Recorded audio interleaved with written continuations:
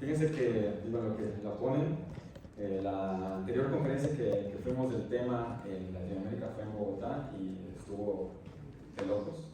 Habíamos ido a una de París, hecha por la comunidad, y nos había volado la cabeza, pero la de Bogotá fue wow.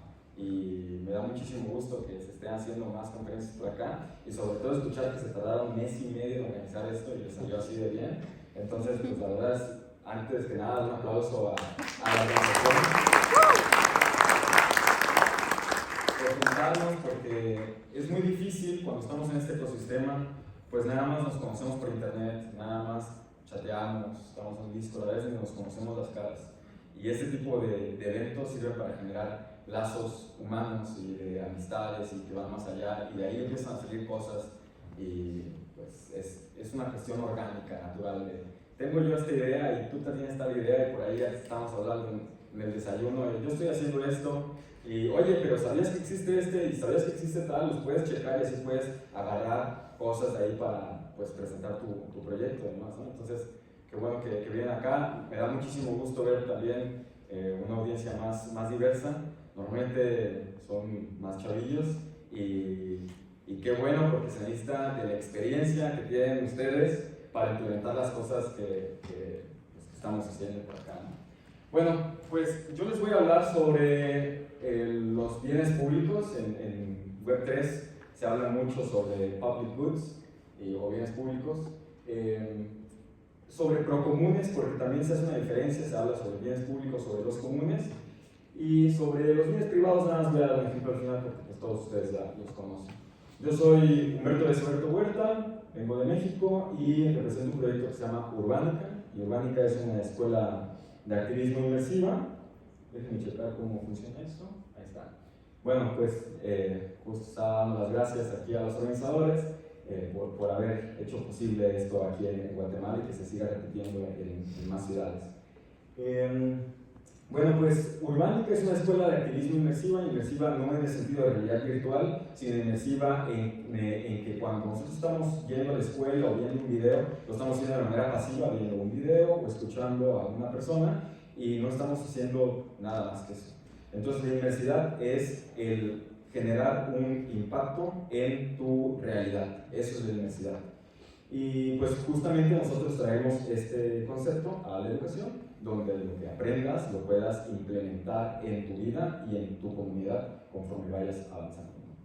Bueno, ustedes si quieren revisar la información sobre Urbánica, se pueden meter a urbanica.notion.site y van a encontrar todo el material educativo que hemos creado. Todo el contenido que creamos es abierto, entonces ustedes pueden estudiar, como por ejemplo en Coursera, que es gratis, y ya si quieren el certificado, pues entonces tienen que pagar, pero el conocimiento es abierto. Y pues pueden seguirnos en nuestras redes como 0x Urbánica, o yo estoy como Humberto S. Les platico muy brevemente sobre Urbánica.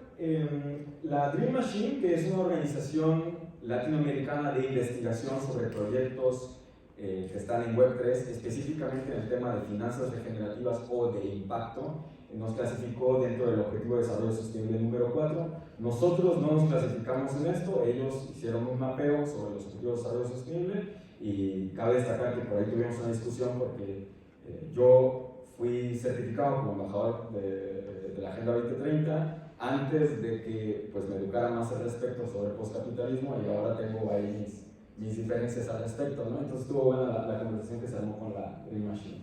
Y por ahí, si le toman una foto y luego acceden a esto, pues pueden checar todas estas iniciativas latinas que se dedican a educación, donde pueden encontrar pues, información en español, ¿no? Entonces, por ahí tomen una fotito, y si no, se las comparto con mucho gusto. Y bueno, pertenecemos estamos en 3 organizaciones, pues sí, principalmente. Nos reunimos los martes en Twitter Spaces en la SolarPunk Guild, que es un gremio, una organización donde nos juntamos proyectos que ya participamos en recaudación de fondos Web3. Son proyectos que tienen una narrativa solarpunk, no me voy a meter en el tema, pero si ustedes quieren recaudar fondos, les recomiendo que se metan los martes y que sigan a la SolarPunk Guild para que escuchen las experiencias de los que participamos ahí en recaudación, comunicación e impacto. El siguiente es que estamos con The Crypto Commons Association. Esta es una organización que hace eventos como estos en vivo en los Alpes austriacos. Y bueno, aquí ellos organizan eventos donde atraen a las mentes más brillantes de pues, ingeniería de tokens, de creación de contratos, de filosofía en el tema de blockchain y demás. Entonces van fundadores de blockchains, van desarrolladores, van gente que son fundadoras de distintas iniciativas. Les recomiendo que lo sigan también. Si se pueden dar una vuelta por allá, pues sería muy bueno. Y finalmente, en Latinoamérica tenemos este grupo que se llama Region Latam. Nos juntamos los viernes a la 1 de la tarde de Guatemala o de México, que es CST. Y ahí nos juntamos proyectos que somos de blockchain para impacto latinos en español y compartimos nuestros proyectos, nos damos realimentación unos a otros, discutimos cosas por las cuales tenemos algún obstáculo. Entonces decimos, oigan, yo tengo este obstáculo, y todos ahí nos vamos ayudando. Y pues tenemos distintas dinámicas como para conocernos más y que no nada más sea como blockchain, sino quién eres tú y qué haces además de blockchain, y conocernos un poco más. Y bueno, ya entrando en el tema, ¿cuántos de aquí han escuchado de los bienes públicos? ¿Nada más 2? ¿3? ¿4? Ok. En blockchain, pero también afuera de blockchain, ¿lo han escuchado el término? Ok. ¿Han escuchado el término comunes? ¿Comunes? ¿Sí? ¿Procomunes? El menos, ajá. Ok, lo han inspirado sobre eso. Bueno, esto no es otra conferencia así como de, sí, no voy a hablar, voy a escuchar nada más. La intención es que tengamos una cuestión más dinámica. Voy a presentar los conceptos, pero de ahí tenemos unas preguntas donde ustedes van a desde su celular contestarlas y vamos a ver pues, quién estuvo más vivo. Y va a haber una sorpresita. Y bueno, la intención es que apliquen esto inmediatamente a su vida, este conocimiento del procomún. Entonces vamos a explicar el concepto, unos ejemplos, un concurso, la sorpresa, y si nos da tiempo tenemos una discusión, y si no, pues vamos a explicar después. Entonces, según la economía tradicional, existen 4 tipos de bienes. No va a ser aburrido eso. Entonces tenemos estos 4, bienes privados, bienes tipo club, bienes públicos y de recursos comunes. Entonces nosotros nos vamos a enfocar en estos 2, y los bienes públicos o public goods, como se les dice en el ecosistema, los bienes públicos son aquellos que no son excluyentes ni rivales. Esto quiere decir 2 cosas: que el individuo no puede impedir que otro consuma de ese bien público, y que el consumo de ese individuo no limite de ninguna forma a otra persona que consume ese mismo bien. Quiero que pongan atención a las palabras en negritas porque de eso es lo que vamos a tratar. Generalmente estos bienes son ofertados y gestionados por el gobierno. Algunos ejemplos: tradicionalmente se maneja la defensa o la seguridad nacional como parte del gobierno, pero si lo hablamos de una comunidad, pues se puede el gobierno. Y se les dice también bienes públicos no solamente porque son un recurso, sino porque pues, están generando un bienestar a la sociedad. Y aquí por eso les decía que tuvieran atención sobre las palabras en negrita, porque hay una advertencia. Normalmente escuchamos a líderes de innovación, políticos y demás, que empiezan a utilizar ciertas palabras, pero ¿sabemos si estas personas realmente conocen el significado de esas palabras? ¿O desde qué perspectiva están utilizando estas palabras? Eso es muy importante porque la palabra es como magia, tiene una consecuencia. Cuando nosotros utilizamos cierta terminología, esa terminología impacta en el desarrollo de programas, de sociedad, de nuestra propia vida, y tenemos que ser muy conscientes de eso, sobre todo si ustedes tienen un rol como agentes de cambio. Si ustedes son agentes de cambio, entonces por favor sean muy, muy críticos y muy, muy conscientes sobre el lenguaje utilizado y la ontología desde la que se parte al utilizar ese lenguaje. Y si me dicen onto, ¿qué? Yo estaba así, por eso estoy usando. Entonces, la ontología es la perspectiva o lente desde la que se mira o vive una experiencia humana. Entonces, esto es bien chiquito, pero súper importante. Y nos vamos a meter en un ejercicio de visualización un poquito más adelante para poder comprender esto. Y bueno, la ontología que normalmente tenemos es una ontología neoliberal, capitalista, que nos enseñan a todos en la escuela, en la casa, en la calle, en los medios, y ni siquiera sabemos que estamos viviendo una ontología de este tipo, ¿no? Entonces, es muy importante entender que esta ontología nos vende la idea del individuo independiente, del individuo que es capaz de hacer todo. Por ahí dicen el millonario que se hizo solo, ¿no? No se hizo solo, dependió de mucha gente que lo apoyó, de mucha gente que le enseñó cosas, etcétera, etcétera, y entonces pues estamos siendo egoístas al olvidarnos o ingratos de quienes participaron en nuestra vida, ¿no? Y esta doctrina promueve también la acumulación del poder y del capital económico, pero es muy importante que tengamos conciencia de las ontologías que se utilizan, ¿no?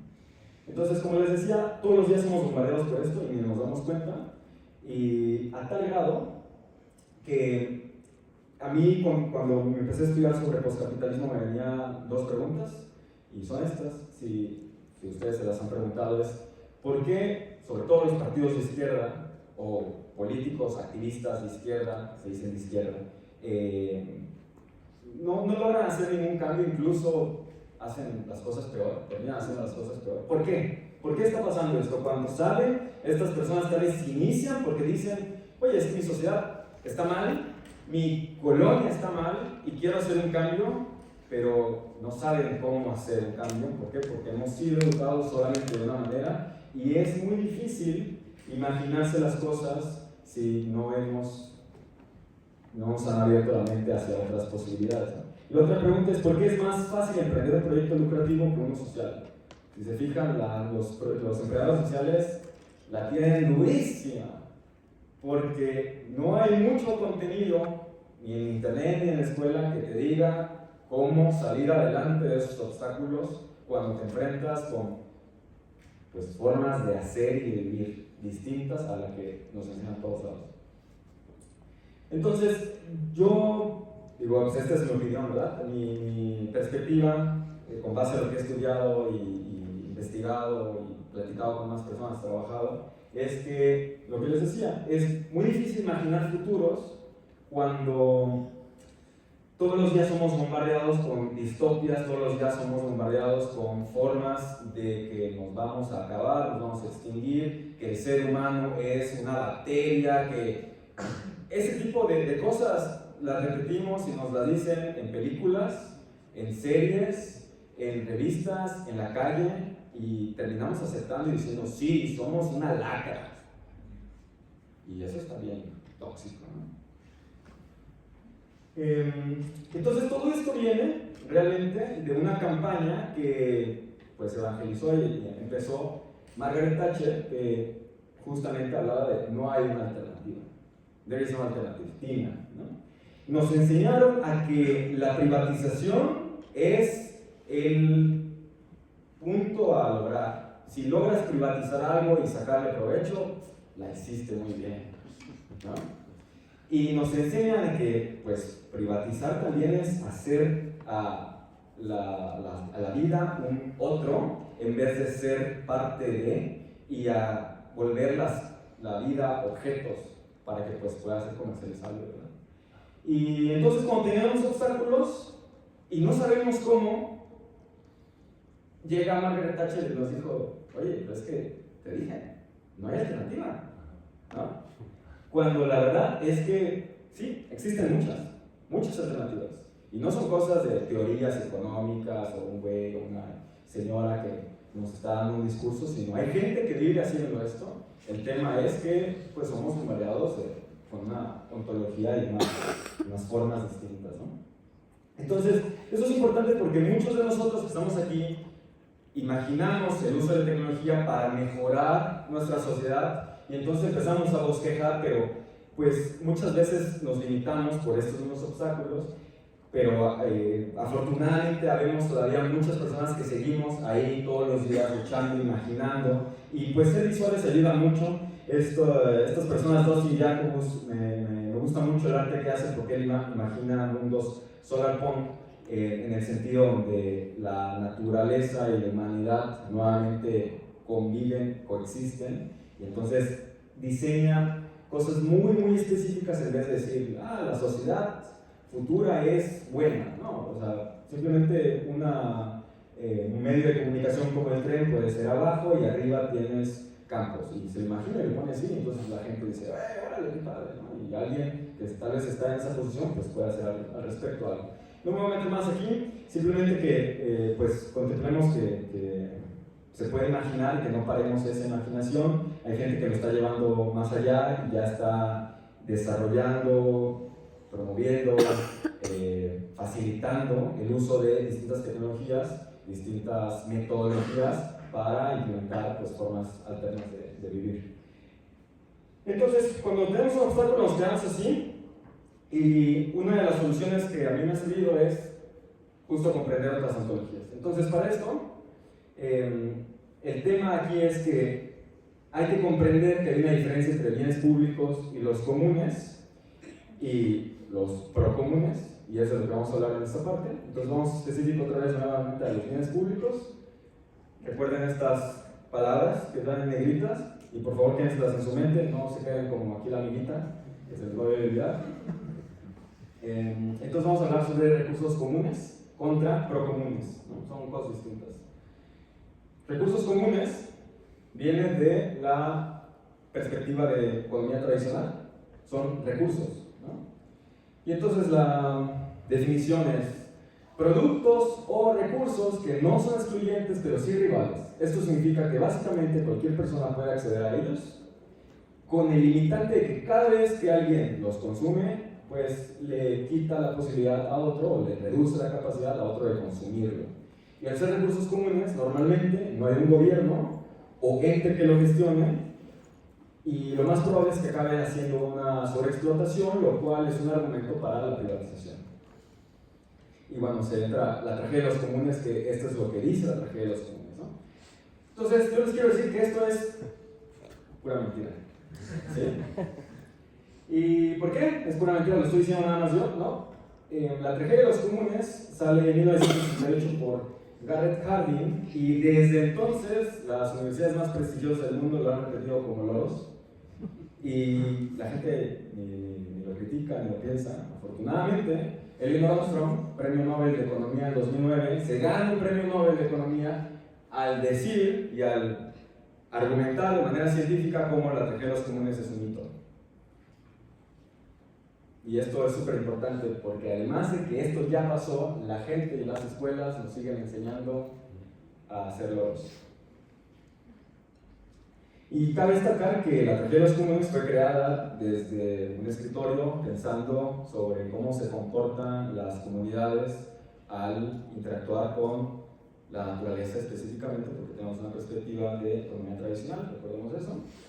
Y cuando pues, Elinor Ostrom pues sí salió a visitar el mundo, tuvo investigación de campo y interactuó con las comunidades y se dio cuenta de cómo no colapsaban, de cómo las comunidades convivían con esos recursos naturales, y se dio cuenta de una serie de principios para justo no llegar a ese colapso.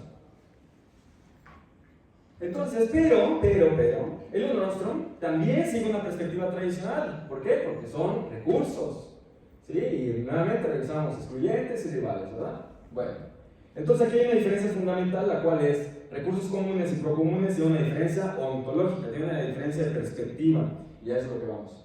Entonces, este es un ejercicio que a mí me ayuda mucho y que pues les pido que me acompañen en él.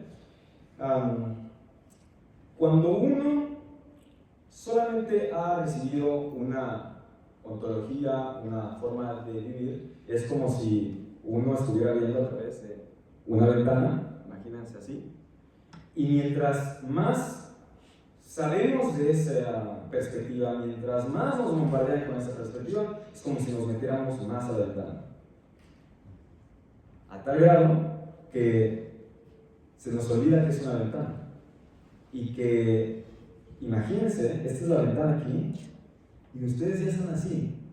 Y entonces voltean a todos lados, y lo que pasa es que solamente ven una alternativa, y esa es la que ustedes están viviendo, aquí, porque no hay, ¿verdad?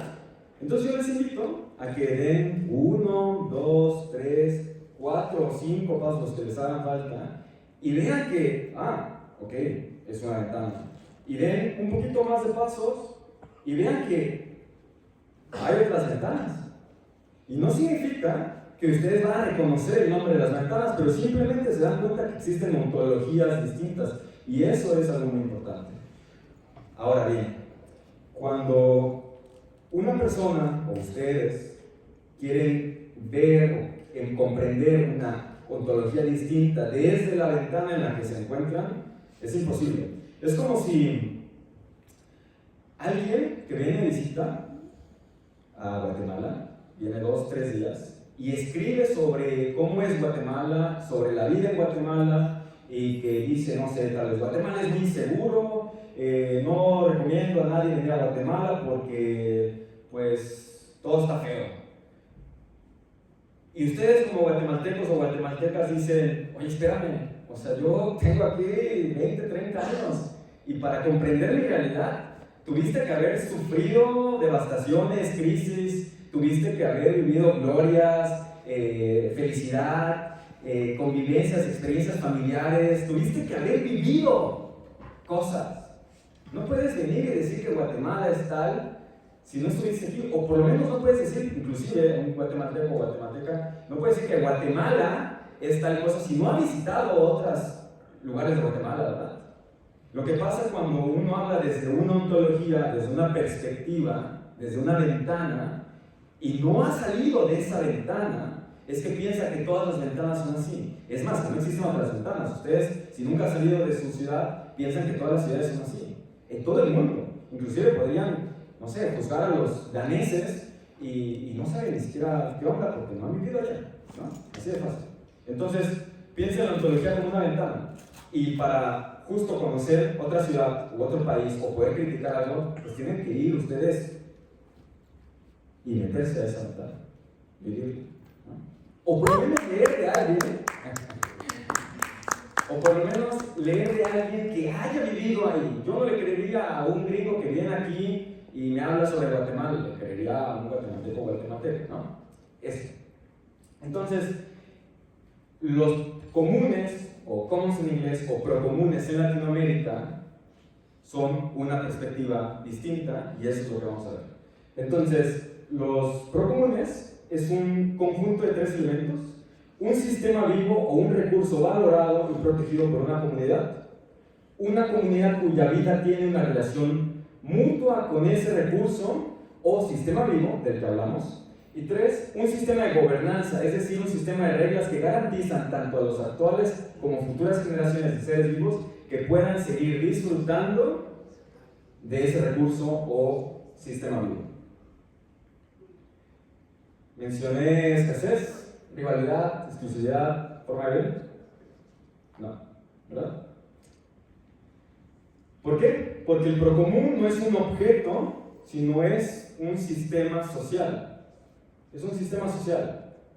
No es un recurso que está clasificado por justamente escasez, la rivalidad, exclusividad. Es un conjunto de elementos que crean una sociedad.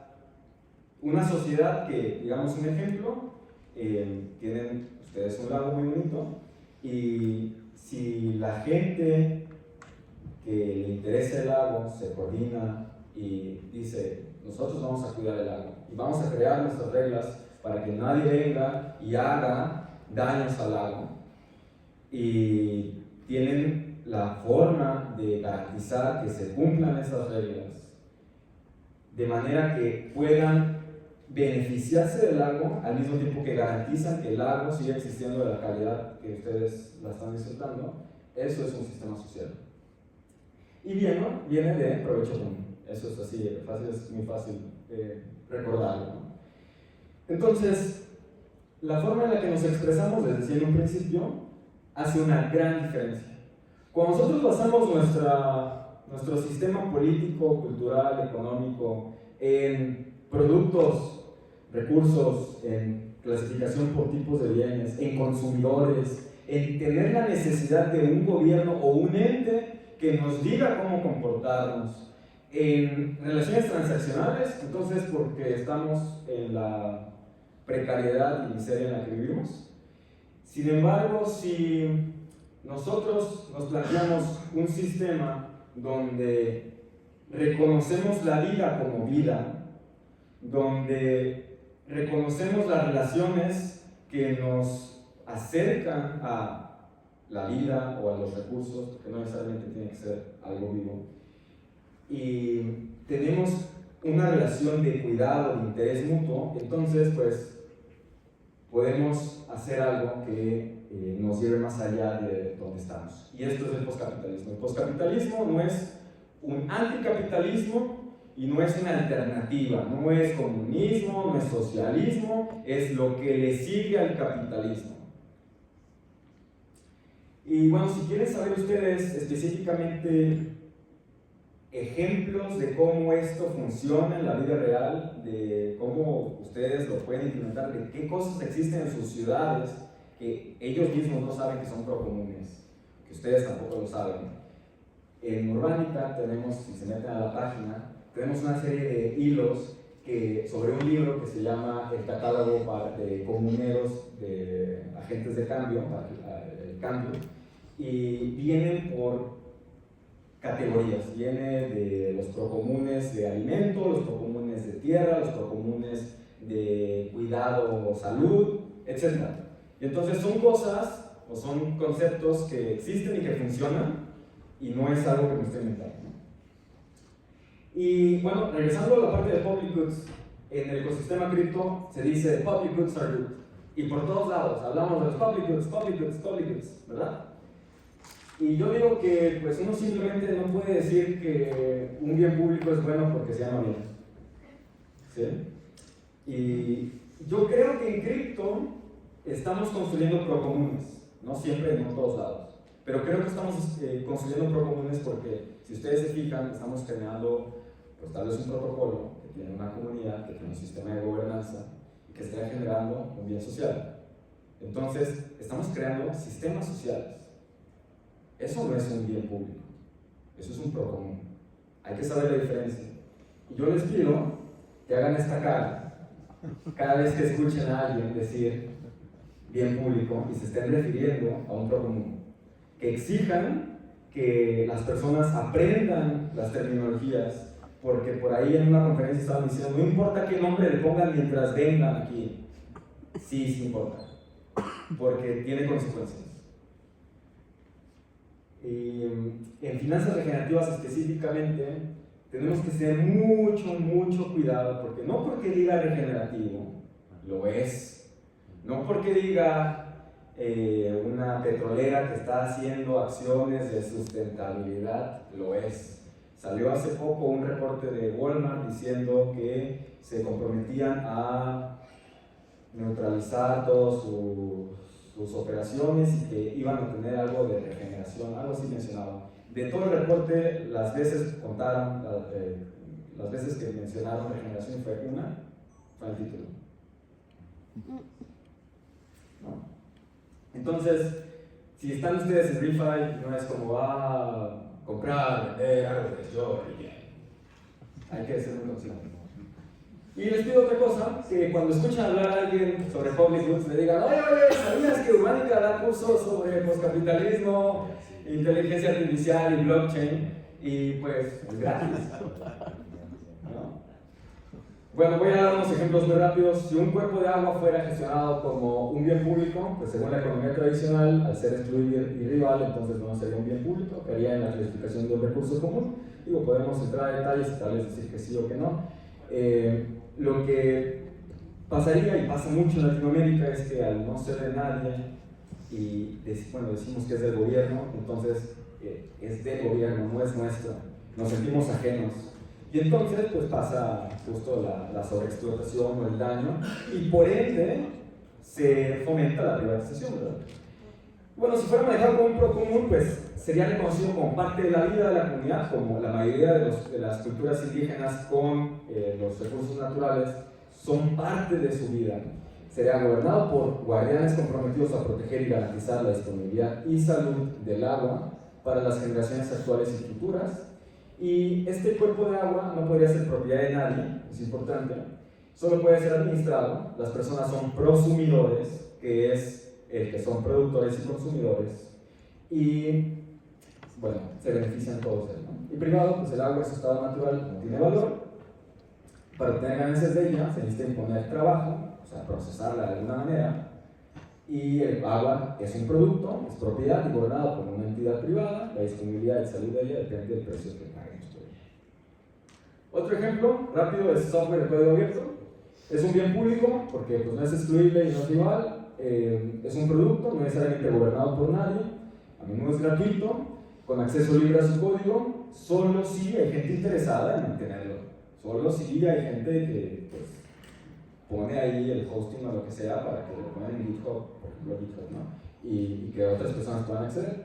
Pero si se fuera considerado como un común o procomún, entonces será un recurso que fue construido reconociendo las contribuciones de personas en el pasado y las actuales. Entonces es una cuestión de perspectiva.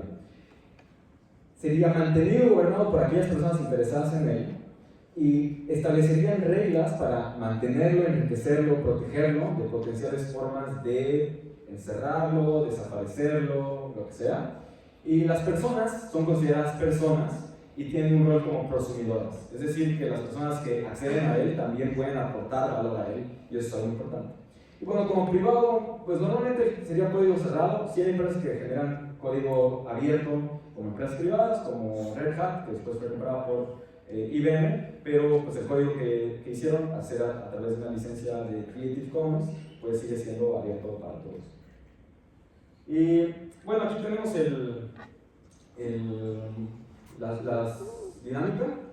¿Te lo pasé? ¿Sí? Entonces, con su celular tienen que entrar a un código de Kahoot. Se puede entrar a kahoot.it. Kahoot se escribe así. Y entonces van a aparecer unas preguntas y ustedes solamente las tienen que ir respondiendo y vamos a ver quién le agarra más la onda.